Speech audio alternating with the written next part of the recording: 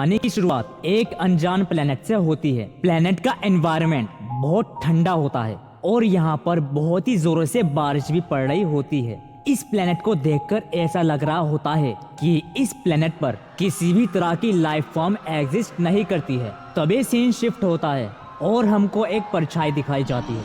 कोहरा इतना ज्यादा होता है कि वो पर्सन उस कोहरे में दिखाई भी नहीं दे रहा होता है। सीन शिफ्ट होता है और तब उस शख्स को हमें पास से दिखाया जाता है। यह शख्स और कोई नहीं बल्कि वेजिटा होता है। वेजिटा एक जगह खड़ा होता है और वो आसमान की ओर देख रहा होता है। काफी देर तक वेजिटा ऐसे ही खड़ा रहता है। वेजिटा को देखकर ऐसा लग रहा होता है कि वेजिटा किसी चीज को लेकर बहुत ही ज्यादा सीरियस है। उसके दिमाग में कुछ चल रहा है। ऐसा लग रहा होता है कि वेजिटा किसी बात को लेकर बहुत ही ज्यादा परेशान है। अब नॉर्मली वेजिटा अपनी लाइफ से जुड़ी हर एक चीज को लेकर बहुत ज्यादा सीरियस होता है, लेकिन इस मोमेंट पर वो बहुत ही ज्यादा सीरियस है। अब वेजिटा किस चीज को लेकर इतना ज्यादा सीरियस है वो हमको अभी आगे मांगा में पता चलेगा। काफी देर तक ऐसे ही खड़े रहने के बाद वेजिटा बोलता है, क्या करो तुम आखिर यहाँ से चले ही गए। आज तुमको गए हुए करीब 110 साल बीत चुके हैं। क्या तुमको पता है मैंने इन 110 सालों में कितनी ट्रेनिंग की, कितनी फॉर्म्स को अनलॉक किया। तभी वेजिटा ट्रांसफॉर्म होता है। वो सीधा सुपर साइयन 8 में जाता है। वेजिटा बोलता है, ये देखो काकारोट, ये है सुपर साइयन 8। ये फॉर्म मैंने आज से करीब 110 साल पहले हासिल की थी जब तुम यहाँ से चले गए थे। तभी वेजिटा दोबारा ट्रांसफॉर्म होता है और बोलता है, ये देखो काकारोट, यह फॉर्म मैंने तब अनलॉक की थी जब मैं एक दूसरी टाइमलाइन के अंदर गया था और मैंने वहां पर वेजिटा और गोजिटा इन दोनों के फ्यूजन से फाइट करी थी। इन दोनों ने एक साथ फ्यूजन कर लिया था। ये चीज मैंने कभी एक्सपेक्ट नहीं की थी काकारोट कि वेजिटो और गोजिटा भी फ्यूज कर सकते हैं।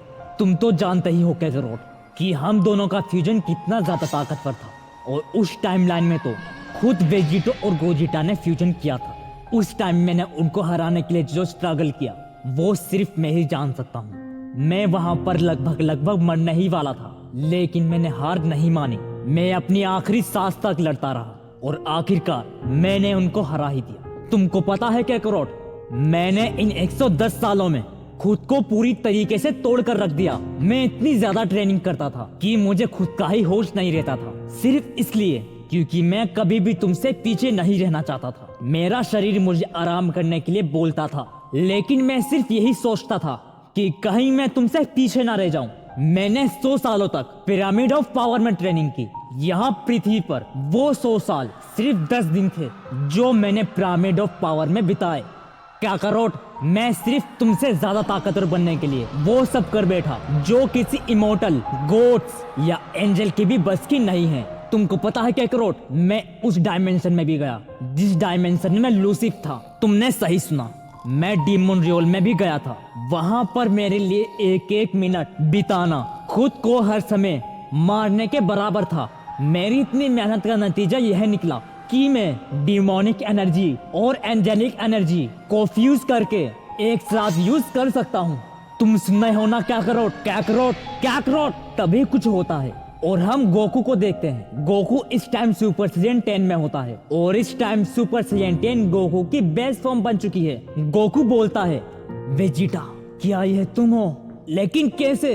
तभी गोकू पर कोई हमला करता है और उसी टाइम गोकू अपनी ह्यूमन फॉर्म में वापस आ जाता है। तभी जिस शख्स ने गोकू पर हमला किया था वो बोलता है, क्या हुआ सन गोकू, अचानक से तुम अपनी ह्यूमन फॉर्म में कैसे आ गए और इस फाइट के दौरान तुम्हारा ध्यान कहां पर था?